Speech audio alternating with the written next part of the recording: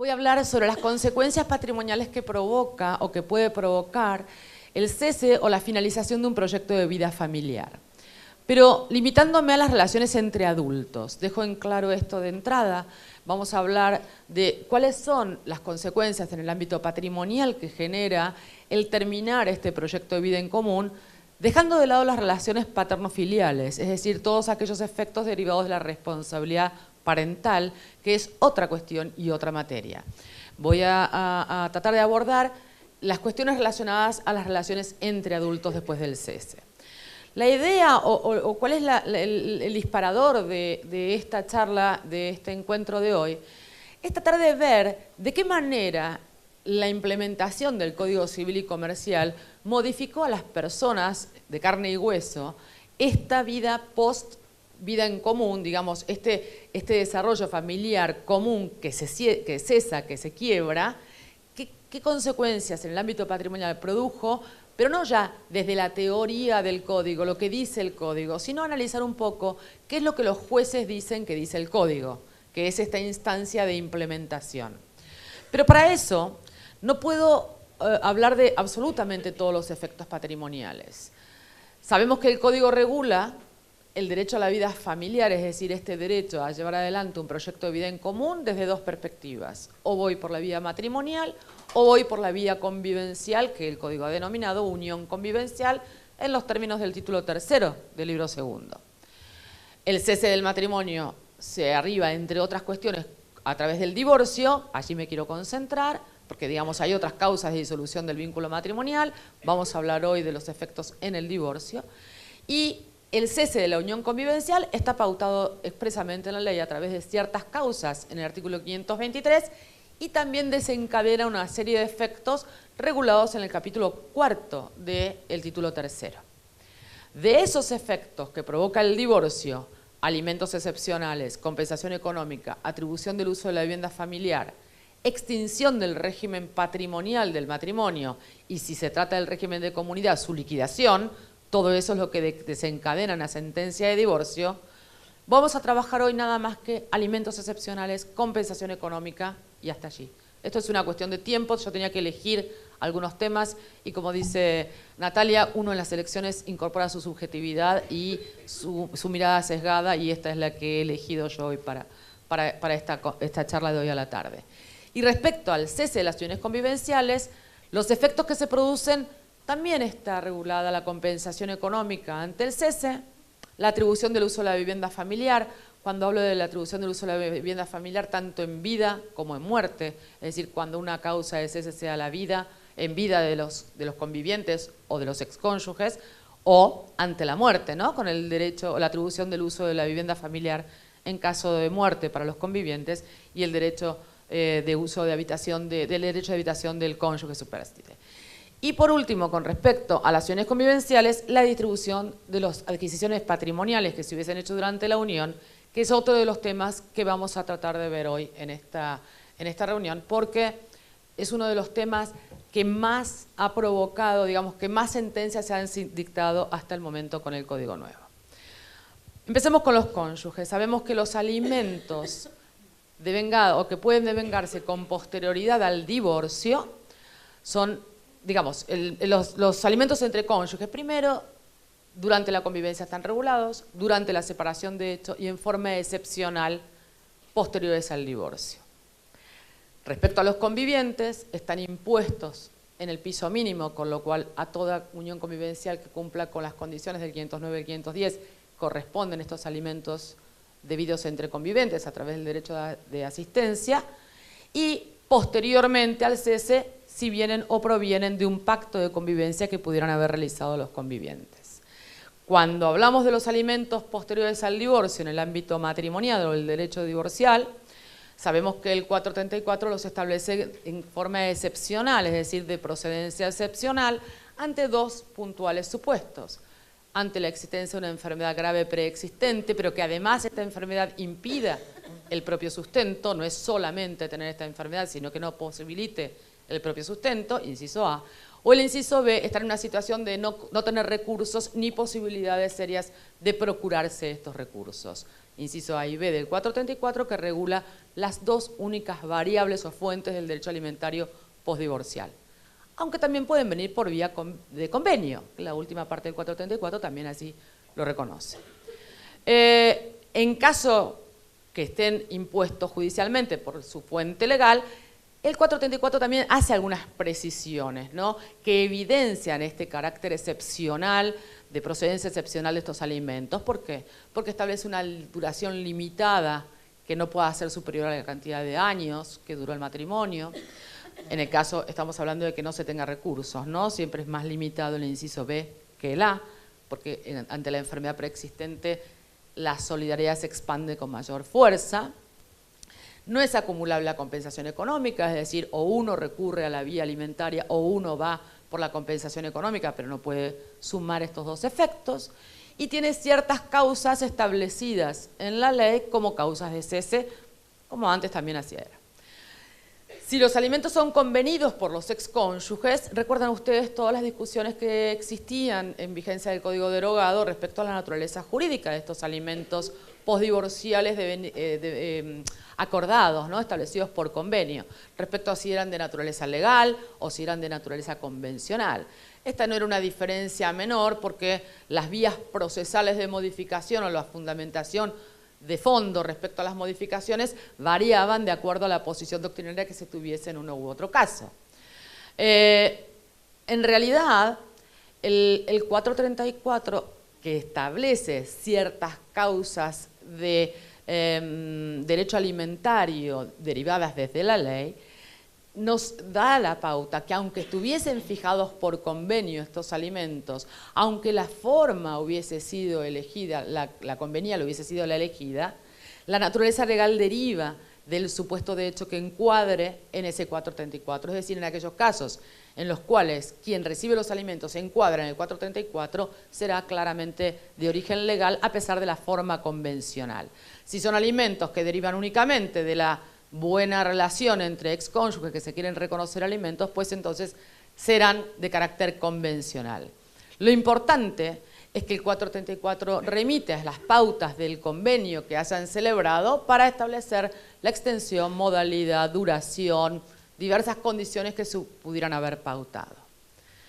Hasta aquí lo que dice el Código con respecto a los alimentos. Vamos a ver más o menos rápido qué es lo que dicen los jueces que rige hoy respecto a los alimentos entre cónyuges.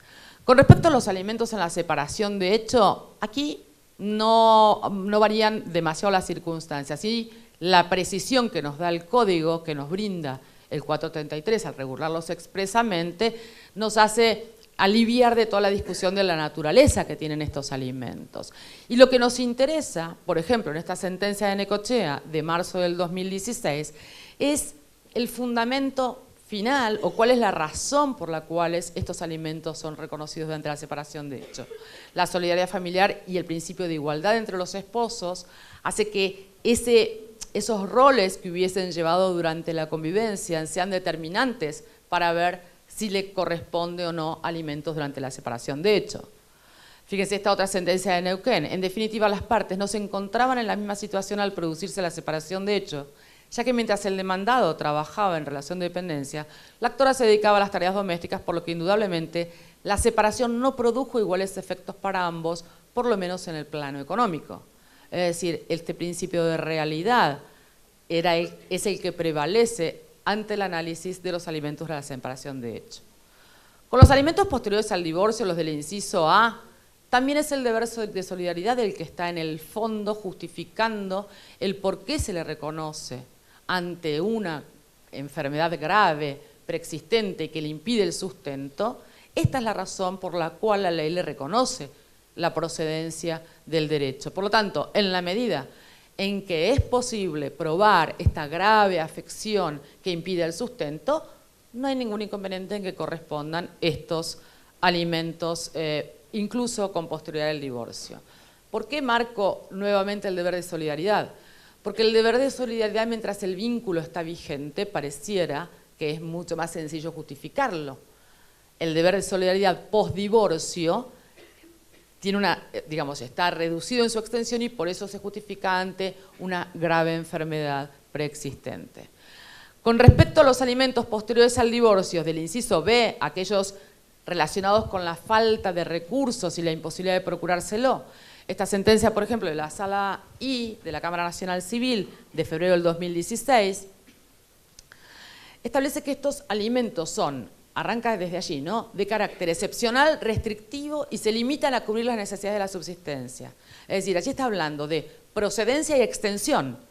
Proceden solamente en forma excepcional, restrictivos y para garantizarle el sustento. No tiene nada que ver ya con ese mantenimiento de nivel de vida que por ahí nos viene como un resabio del código derogado. No guarda relación con la forma de vida de este matrimonio, si tenían un nivel o un estándar de vida alto, justificaría una cuota alta. Son aquellos destinados a la subsistencia. Por esto, los alimentos que prevé la norma no apuntan a mantener el nivel económico habido durante la convivencia, sino a subsanar el estado de objetiva y manifiesta vulnerabilidad de alguno de los esposos. Fíjense las palabras que están sonando, ¿no? Responsabilidad, solidaridad, vulnerabilidad. Aquí está el enfoque puesto, aquí está el énfasis puesto en el código que los jueces lo advierten. Y esto no es casual, esto está enlazado con el modo en que está regulado el divorcio, con la decisión de política legislativa que ha tomado el Código Civil y Comercial de regular el divorcio. Si nosotros estamos en presencia ante un tipo de divorcio incausado, no solamente ya objetivo, ¿se acuerdan aquella vieja división, ¿no? Causa, objetiva, subjetiva, no solo alejado de la culpa, sino incluso alejado de las causas, de los motivos. Por lo tanto, digresión, hoy me llamaba la atención que en el almuerzo nos comentaban que alguna jueza seguía instando la reconciliación en la audiencia del 438. Y la verdad que esto es asombroso, porque la audiencia del 438 lejos está de instar cualquier reconciliación.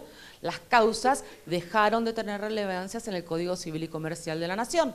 Por lo tanto, el juez no mira más para atrás. Decíamos, me acuerdo en la época de presentación del proyecto, los jueces no hacen más arqueología familiar. Los jueces se dedican a mirar el futuro, a tratar de organizar o ayudar a esta familia a organizar su vida post-divorcio y no mirando para atrás. Por lo tanto, en el marco de un divorcio incausado, y esto hay jueces que lo están señalando, por ejemplo, Cámara de Apelaciones Civil de Neuquén, una sentencia de junio del 2016, de conformidad con el régimen incausado de divorcio que se adopta, los alimentos están alejados de la noción de culpa y se fundan, por el contrario, en situaciones de objetiva y manifiesta vulnerabilidad, como ser grave enfermedad o carecer de bienes propios para poder sustentarse. Se trata de situaciones muy puntuales que un código preocupado por la protección de los más débiles no puede dejar de regular.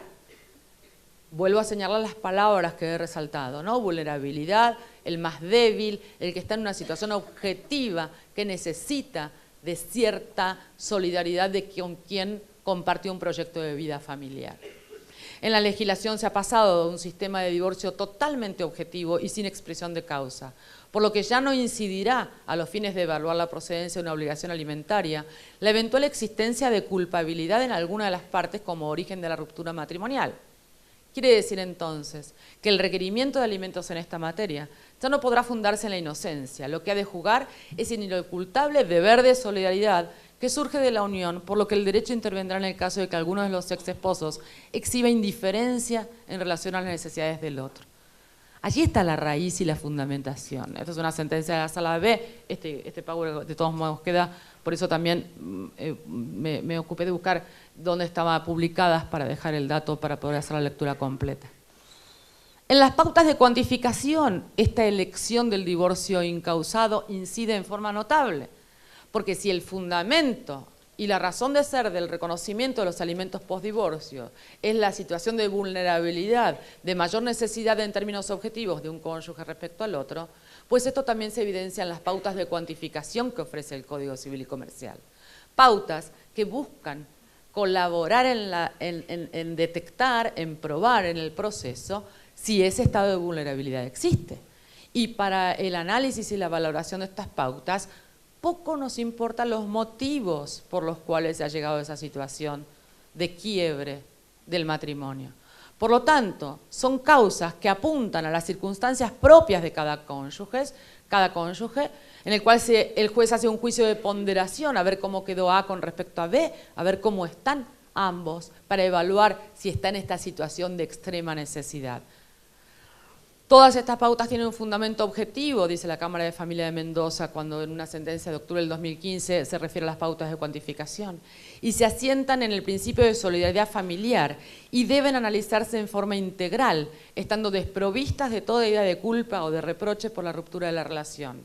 No está mal que se insista todavía en esto, de dejar en claro, digamos que los jueces insistan en que la culpa no tiene nada que ver, o sea, no tiene que ver el motivo por el cual quedaste en esta situación, sino en qué situación quedaste. Y vamos a rápidamente tratar de ver uno de los mayores conflictos que se ha presentado en la jurisprudencia respecto a los alimentos post-divorcio. Y me refiero a los alimentos aquellos que se devengaron durante la vigencia del Código Civil derogado, pero que el impacto que pudiera haber producido a ellos la sanción y vigencia del Código Civil y Comercial de la Nación.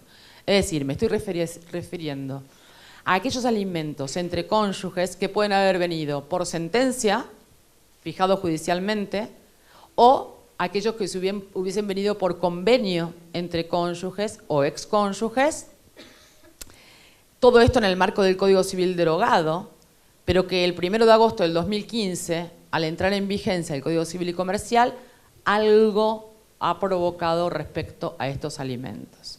Primero la pregunta sería si algo provoca y luego veremos qué es lo que provocó respecto a los alimentos así impuestos o ya vigentes durante la vigencia del Código derogado. Me estoy refiriendo a aquellas sentencias de divorcio que hubiesen fijado alimentos en función, ¿se acuerdan del derogado 207? En donde la inocencia funcionaba como, la inocencia en la ruptura, funcionaba como asignador del derecho, digamos, quien era inocente tenía el derecho alimentario, y además la extensión de los alimentos estaba relacionada con el nivel de vida que llevaba este matrimonio, el estatus y el nivel de vida era el que generaba la extensión o determinaba la extensión del derecho alimentario. En los convenios, pocos, porque la verdad que la gente cuando se divorciaba no hacía mucho convenio. Entre nos, la verdad que el que hacía convenio era porque estaba muy culpable, se sentía muy mal por la decisión. Pero en los convenios podemos advertir o diferenciar dos supuestos, que el convenio lo hubieran hecho durante la separación de hecho, ¿no es cierto? Y nunca se divorciaron, y viene el código nuevo, o convenios se hubiesen hecho durante el divorcio en el ex o derogado 236. En el marco del 236, los excónyuges o en ese momento estaban transitando el divorcio, convienen o pactan alimentos. Y se dicta el Código Civil y Comercial de la Nación. ¿Qué pasó con esto? Vayamos primero a los fijados por sentencia. ¿Entienden la dificultad, no es cierto? Fijados por sentencia, en donde la culpa es el fundamento y además la extensión, el nivel de vida, es el que determina el quantum. Ante un divorcio inculpado en donde la culpa no tiene ninguna relevancia y además la extensión está fundada con la situación de vulnerabilidad y no tiene ninguna relevancia con el nivel de vida, algún ruido hizo. Una primera sentencia dictada al poquito tiempo de la vigencia del Código, conocida sentencia del Juzgado 92 de septiembre del 2015, ante la intimación que hace, digamos, 1 de agosto, el alimentante no paga más la cuota alimentaria, ¿no? Provocando la situación. La otra parte, la alimentada, dice, intímeselo a abonar la cuota alimentaria, que ya venía dictada por sentencia, esta cuota alimentaria estaba vigente por una sentencia. Ante la intimación, hacen lugar a la intimación, plantea el alimentante, quien debía pagar, una revocatoria con apelación de subsidio, y ante esa revocatoria, la jueza del Juzgado 92 dice, en realidad no podemos sostener que la vigencia del Código Civil y Comercial impacte en esta sentencia de divorcio, en esta intimación. Ahí hay un tema procesal interesante para analizar, que no vamos a analizar hoy, pero en el fondo dice, la cuestión alimentaria es de derechos, es una cuestión o es una materia de derechos fundamentales. Esa sentencia que otorgó alimentos del 207 pasó, al menos, reconoce, al menos en cosa juzgada formal, porque ustedes saben que la cuestión alimentaria tiene una dificultad allí con la cosa juzgada o no, De la cosa juzgada formal podría derivarse un derecho a la propiedad. Por lo tanto, el Código Nuevo estaría afectando un derecho que ya la alimentada tiene en virtud de la sentencia que le había reconocido alimentos del 107. Voy rápido, pero creo que me siguen. Por lo tanto, si se dan algunos de los supuestos de cese del Código vigente hoy, ok, la puede hacer cesar, pero esta cuota sigue vigente. Esta sentencia es apelada y la Cámara, la Sala Primera, en una sentencia del 1 de diciembre dice no, fija la otra posición, fija la posición siguiente. Esa cuota alimentaria que fue fijada por una sentencia del 207 hoy no tiene razón de ser. ¿Por qué? Porque ya la culpa no tiene ninguna vigencia en nuestro derecho. Cuando se dicta una sentencia de alimentos, esta sentencia de alimentos está expuesta a los avatares de lo que acontezca en la vida, en lo que sigue.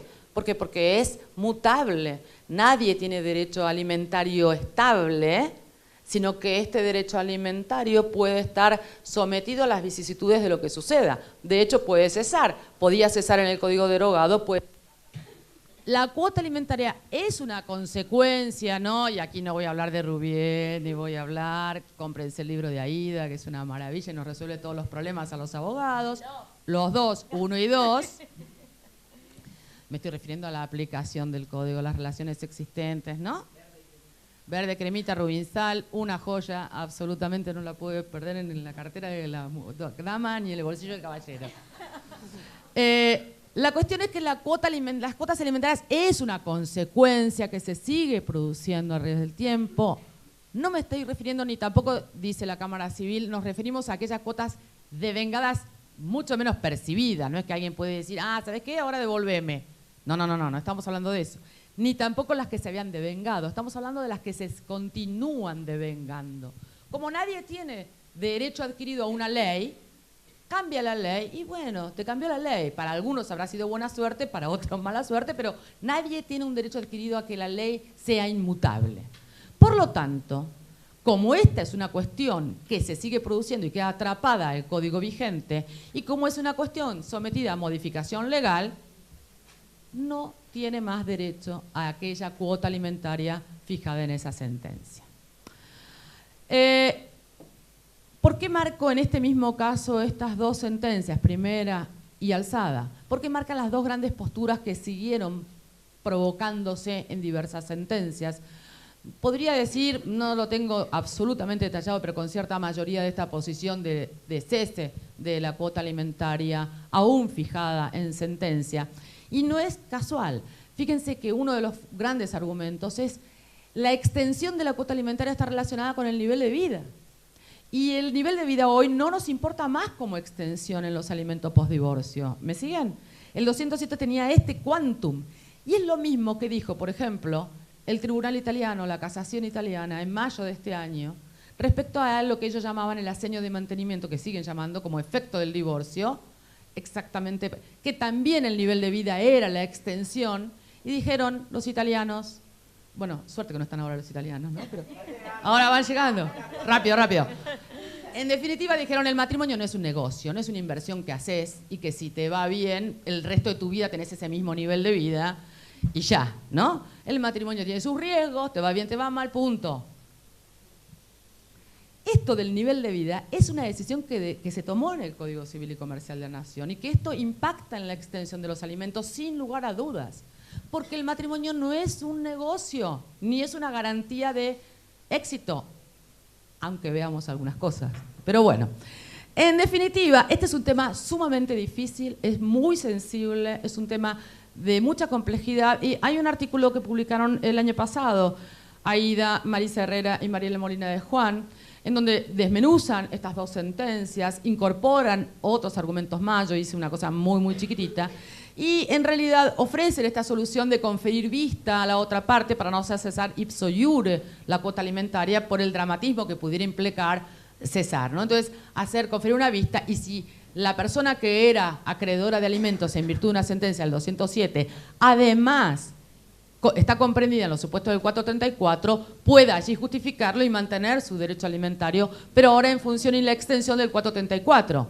¿Se entiende? Modificar aquella sentencia, no hacerla cesar. ¿Para evitar qué? Para evitar tener que ir a hacer un proceso, porque en definitiva, aunque hiciera cesar la sentencia vieja del 207, siempre le va a quedar abierta, si está en el supuesto del 434, ir a reclamar los alimentos del 434. ¿Estamos? Muy bien. Veamos qué pasó con los alimentos por convenio, porque una cosa es una sentencia y otra cosa es un convenio. ¿Por qué? Porque allí está la autonomía de la voluntad de los cónyuges. Entonces dijera uno, bueno, está bien, puedo digerir que a pesar de tener una sentencia dictada, el Código Nuevo pueda afectar sin que esto implique retroactividad del Código Nuevo, pero en los convenios ahí está la autonomía de la voluntad. Y si estos cónyuges lo pactaron, ¿por qué el Código va a modificar o va a alterar la cuestión? Allí tenemos que diferenciar convenios celebrados durante la separación de hecho y se dicta la sentencia de divorcio, caen, obviamente. Lo mismo nos pasaba con el Código derogado. Si uno hacía un convenio alimentario durante la separación de hecho, dictada la sentencia de divorcio, caían. ¿Por qué? Porque aquellos alimentos estaban relacionados con que el vínculo no estaba disuelto. ¿Vamos? Hoy lo mismo. Hay una sentencia, que es esta de la Sala K, que a uno no le termina de gustar la solución, ¿no? Porque si bien es cierto que convenio hecho durante la separación de hecho, vínculo vigente, estamos dentro de un escenario y una fundamentación jurídica determinada, la sentencia de divorcio provoca el cese. Pero en este caso particular lo que hace ruido es que ese convenio de alimentos que se había hecho durante evidentemente la negociación del divorcio, se había hecho 5 meses antes. Es decir, se hace un convenio en mayo del 2016, perdón, del 2015 creo que había sido, porque ya estaba... No, 2016, porque ya estaba vigente el código. No, el convenio lo hacen antes de la entrada en vigencia del código. Ah, bien, y se dicta la sentencia, pero 5 meses. Es decir, ¿quién hace un convenio para que dure 5 meses? Suena un poco... Digamos, técnicamente yo coincido en la solución, pero en el caso particular, habiendo formado parte, debo reconocer que hace ruido y suena demasiado abusivo respecto a o una mala praxis muy marcada, que esta es la otra alternativa. Los convenios hechos durante el divorcio, o sea, en el trámite de divorcio, en el viejo 236, ante el Código Nuevo, mantienen la vigencia. Estos no tienen afectación alguna y mantienen esta vigencia. Hay una sentencia de la Cámara Civil de Gualeguaychú que así lo dijo, Zanoni también se manifiesta en esta posición. Aunque mantengan la vigencia, ¿son modificables? Claro que son modificables. No significa que cuando uno firma un convenio lo firma para siempre jamás y no hay manera de cambiarlo. Son modificables incluso los convenios celebrados en virtud del 236 derogado en el marco actual del Código Civil y Comercial. Fíjese que el 440 lo establece en forma expresa. Establece el convenio homologado, la decisión puede ser revisado si la situación se ha modificado sustancialmente. Es decir, no cualquier modificación de circunstancias habilita a modificar un convenio de alimentos entre excónyuges. No la mero, digamos, me quedé un poco corta con la cuota alimentaria. Tiene que ser una modificación sustancial. En algo suena o algo se acerca a la teoría de la imprevisión esto, ¿no? Porque la sustancialidad en la modificación nos habla de cambios relevantes y no cambios, cualquier tipo de cambio. Y este caso muy particular de esta sentencia de Gualeguaychú, en el cual los alimentos se habían pedido para cónyuge antes del divorcio, pero la sentencia de divorcio, la sentencia de alimentos se dicta posterior al divorcio. ¿Me siguen? Los alimentos se piden durante la separación de hecho, pero para cuando la sentencia de Cámara se dicta, en el medio se había dictado el divorcio, con la cual la situación de los alimentantes se modifica. La actora no cuenta con el manejo de bienes propios que le permitan obtener recursos ni con disponibilidad de fondos o posibilidad de procurárselos en lo inmediato. Razón por la cual entiendo procedente la fijación de alimentos en favor de la ex consorte en los términos del 434, inciso B, es decir, aquellos digamos que no tiene recursos ni posibilidad de procurárselos, con la limitación temporal de la oportuna homologación judicial del convenio regulador al que arriben, posterior al divorcio, así parece que lo hacen en Gualeguaychú, o de la eventual compensación económica que acuerden o de su fijación judicial. ¿Qué es lo que dice entonces? Reconozco que tiene derecho a los alimentos del 434, inciso B, pero ojo, no ilimitadamente, sino hasta que logren algo en el convenio o les sea reconocida una compensación económica. Y esto me da el pie para entrar con la compensación económica. Porque en realidad ustedes saben que la compensación económica, que es otro de los efectos del quiebre o consecuencia patrimonial del quiebre del proyecto de vida familiar, no se trata de alimentos, pero tiene alguna relación con los alimentos. Fíjense cómo se reconocen los alimentos con un límite establecido a el momento en que le reconozcan compensación económica. E incluso el inciso B del 434 nos permite acumular los dos institutos. ¿Qué es esto de la compensación económica? Ya sabemos que es un efecto que reconoce la ley, es un efecto de carácter legal porque lo dispone la ley, ante el quiebre del proyecto familiar, sea matrimonial o convivencial, porque es un efecto tanto del divorcio como del cese de las uniones. Esta institución que surge y nace en el Código Civil y Comercial de la Nación, nace en un contexto en el que se regula el divorcio incausado, en el donde se da la opción a los cónyuges de ir al régimen de separación de bienes, en donde se regulan las uniones convivenciales, todas situaciones que puedan incidir o pueden incidir en la situación en la que quedan en términos patrimoniales cuando se termina este proyecto de vida en común. El fundamento, que es lo que está atrás de esta compensación económica, no es otra cosa que el principio de autosuficiencia, es decir, que las personas adultas nos tenemos que sostener y mantener. Uno tiene derecho a ser mantenido y sostenido mientras es niño o joven o adolescente o hasta joven, pero los adultos nos tenemos que procurar nuestro propio sostenimiento, estemos casados o unidos convivencialmente también. Ahora, como este principio de autosuficiencia depende mucho de las situaciones objetivas en las que uno se encuentre, quien esté en una situación de vulnerabilidad a causa de haber llevado determinado rol en la vida en común, pues tendrá derecho a obtener una compensación para reequilibrar su situación. Lo que está aquí en el fondo, y que probablemente Martina lo podrá tomar después también, porque la cuestión de género atraviesa esta figura de la compensación económica, es esta clásica distinción entre tareas productivas y tareas reproductivas. Tareas productivas como generadora de recursos y tareas reproductivas relacionadas con el cuidado de otros. Cuidado de otros, que sean niños, sea cónyuges, sea convivientes o sea ancianos, habitualmente recae en el universo femenino o en el género femenino, como si las mujeres tuviéramos una condición innata o natural a saber cuidar del otro y los hombres tuviesen una cualidad innata a generar dinero. Muy bien. 441 y 524 nos dan los conceptos de la compensación económica, ya todos lo sabemos, cómo se debe pagar o cómo se puede pagar. Sabemos también que no todo quiebre provoca la procedencia de la compensación económica, ni por divorcio ni por cese de unión convivencial, sino que deben configurarse, tiene que darse, es decir, como es un efecto, tiene que haber cesado la unión convivencial o tiene que haberse dictado la sentencia de divorcio. Pero esto no es suficiente, se tienen que dar estos elementos. Un desequilibrio que sea un empeoramiento de uno respecto al otro y que tenga causa adecuada, no cualquiera. Es causado este desequilibrio. ¿Causado en qué? En los roles que llevamos durante la vida familiar, la vida en común, y que el cese deja al desnudo, deja al descubierto. Mientras estábamos juntos y yo me dedicaba más a cuidar a la familia y vos a generar dinero, la cosa funcionaba.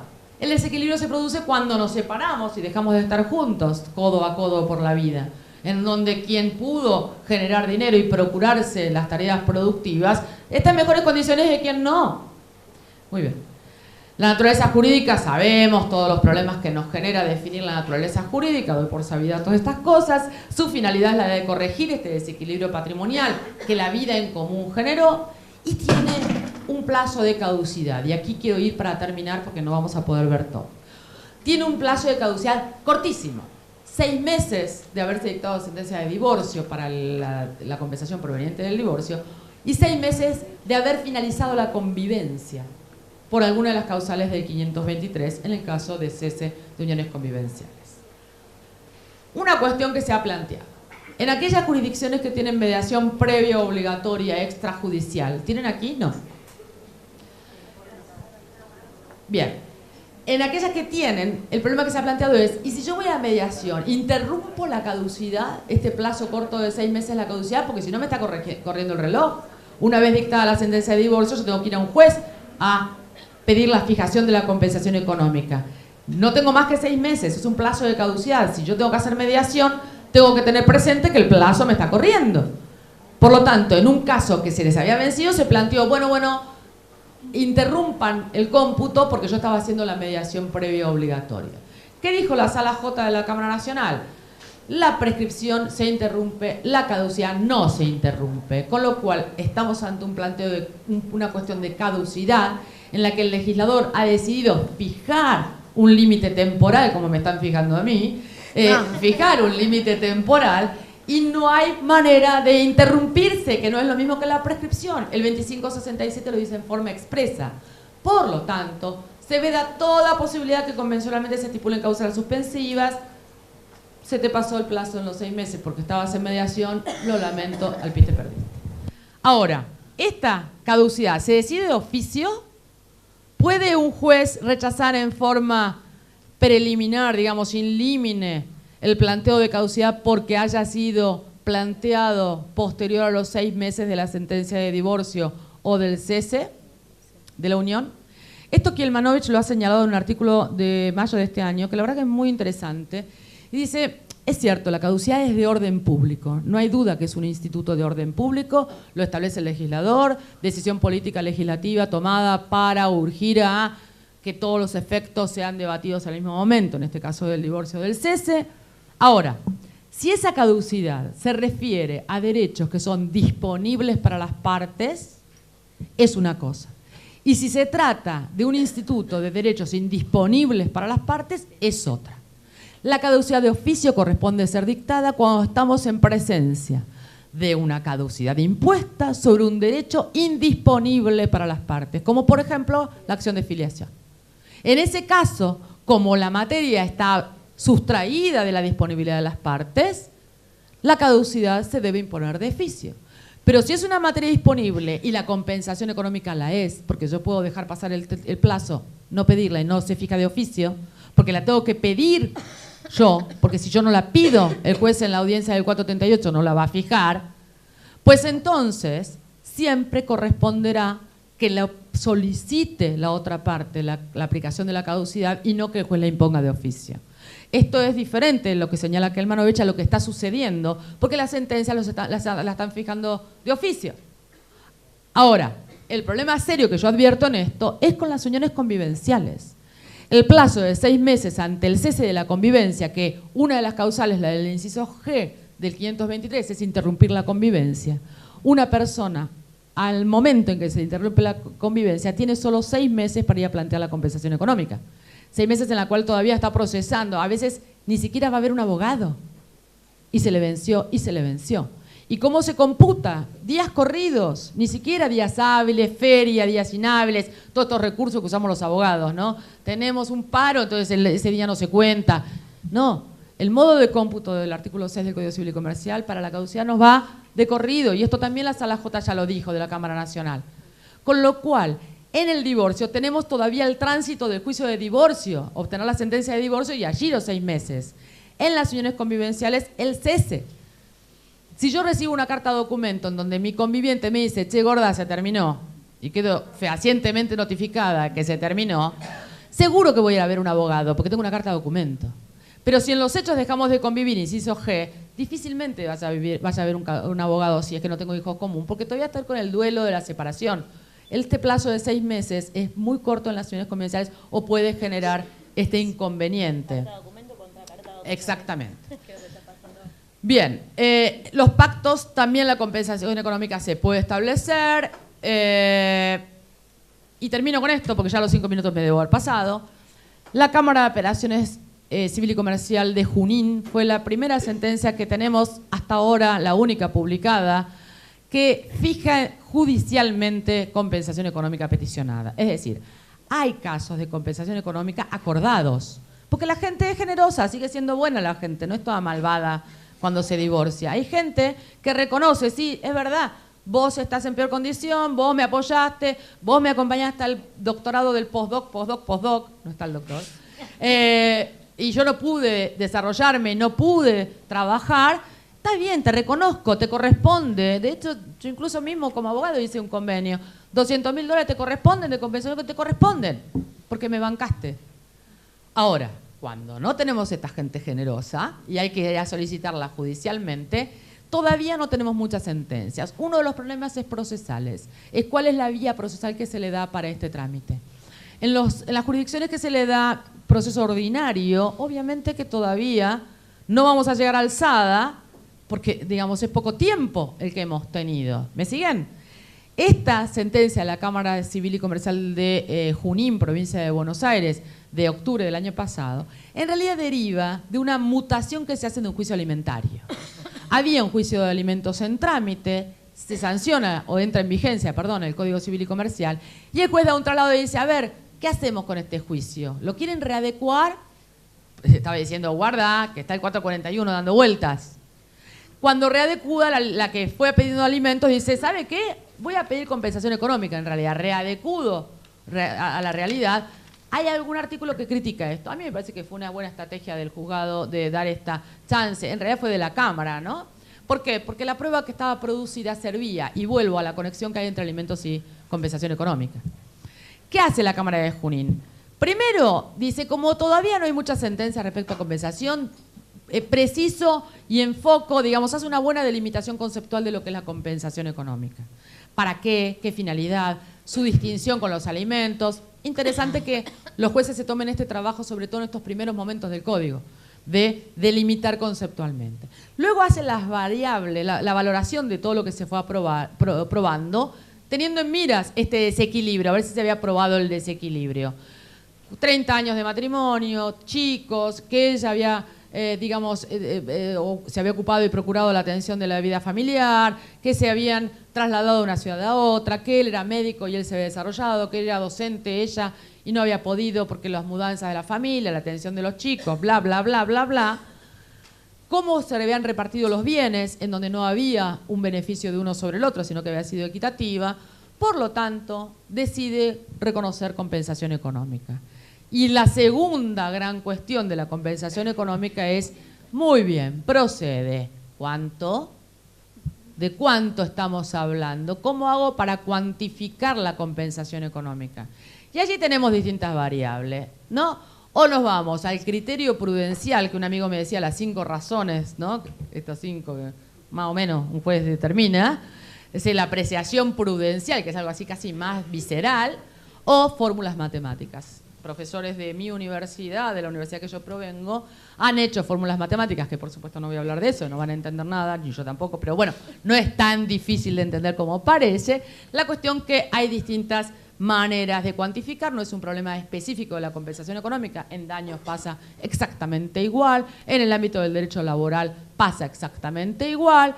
La cuestión es que la Cámara de Junín recurrió al recurso de la apreciación prudencial. ¿Y qué dijo? Y teniendo en cuenta todo esto, bla, bla, 150.000 pesos. ¿Cómo lo vas a pagar? En 3 cuotas, poquito, rápido, se paga, se cancela. La modalidad de pago in eternum provoca indignidad, provoca tener que recibir el cheque, provoca problemas, y que entonces si se accidentó, modificas no, lo pagas en 3 cuotas, devenga tasa de interés, es un crédito, como si fuese cualquier obligado. Y entramos ahí en el derecho de las obligaciones. Cuestiones procesales ahí en el medio y ya está, listo. Me interesa señalar esto. Hay ciertas sentencias respecto a medidas provisorias, la posibilidad de reclamar compensación económica en carácter cautelar o provisorio, para utilizar el lenguaje del código. Esto es posible. Hay una fuerte restricción a la aceptación en virtud de la cuestión de la verosimilitud. ¿Por qué? Porque es muy difícil probar la verosimilitud de la procedencia de la compensación económica por todo lo que hay que probar. Hay 2 sentencias de Mar del Plata que han rechazado por cuestiones de falta de verosimilitud planteos de fijación provisoria de compensación económica. Lo de las adquisiciones patrimoniales lo dejamos para otro día. Lo que interesa, lo único que voy a resaltar es que quien pretenda aplicar el 528, es decir, la segunda parte, lo mío es mío, lo tuyo es tuyo, salvo que pruebes que aunque esté a tu nombre, yo tengo derecho porque contribuye en la adquisición. El problema ahí es quién tiene que probar. Quien tiene que probar es quien dice que la inscripción registral no refleja la realidad, el sustrato fáctico. Es decir, que si yo aporté, a pesar que los bienes estén a nombre todos de mi conviviente, soy yo la que debo probar esto. Y apoyándome en el 710, prueba de dinámicas, pero yo tengo la carga de la prueba. Les agradezco mucho y el pago igual queda a disposición de ustedes. Muchas gracias.